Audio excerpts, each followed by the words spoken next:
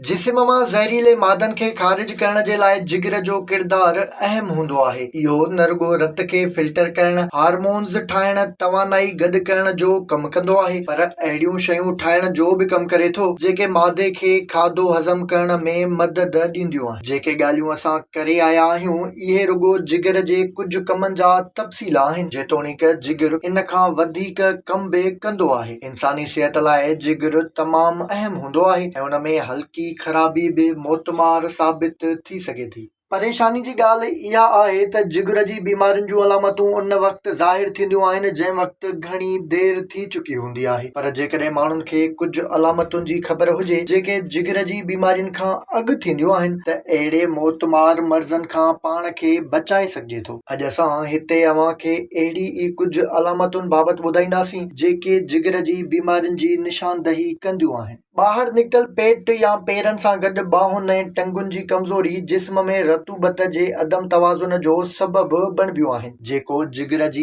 बीमारियुनि जो नतीजो हूंदो आहे। ॾोरनि जी इहा कमज़ोरी बि जिगर जी बीमारीअ जी एडवांस स्टेज जी अलामत आहे, जंहिंखे सम्झी जिगर खे ख़तरनाक बीमारियुनि खां बचाए सघिजे थो। जेकॾहिं जिगर रत सही नमूने साफ़ न करे सघे त चमड़ीअ जी मथीं सतह ते दाग़ चिटिजी वेंदा आहिनि ऐं उहे दाग़ कंहिं माकोड़ी या नंढे जीत जियां लॻंदा आहिनि, जेके आमतौर ते सीने या धड़ ते वाज़िह थी बीहनि था। बीमार जिगर रत ऐं दिमाग़ में कापर गॾु थियण जी इजाज़त ॾेई छॾींदो आहे, जंहिं जे नतीजे में अल्ज़ाइमर जहिड़ी बेचैनीअ सां मुंहुं ॾियणो पइजी वञे थो। अहिड़े तरीक़े जी परेशानी जिगर जी बीमारीअ जी एडवांस सतह जी निशानदही सम्झी वेंदी आहे। मतिलब त इहा पहिरीं या अकेली निशानी या अलामत नाहे हूंदी जेका जिगर जी बीमारीअ जी सूरत ॿुधाईंदी हुजे। चयो वेंदो आहे त सेहतमंद जिगर खे बिलीरूबिन नाले मुरकिब जंहिं वक़्तु जिस्म रत जी पुराणी सेलनि खे ख़तम कंदो आहे त उन जे नतीजे में हिकु ॻाढ़ाण जो मुरकिब ठहंदो आहे, जंहिंखे उन खे टोड़ण में को मसइलो नाहे लॻंदो। पर जॾहिं इहो बीमार हुजे त उन खे इहो ॻाढ़ो मुरकिब रत में गॾु थियण लॻंदो आहे, जंहिं जे नतीजे में चमड़ी ऐं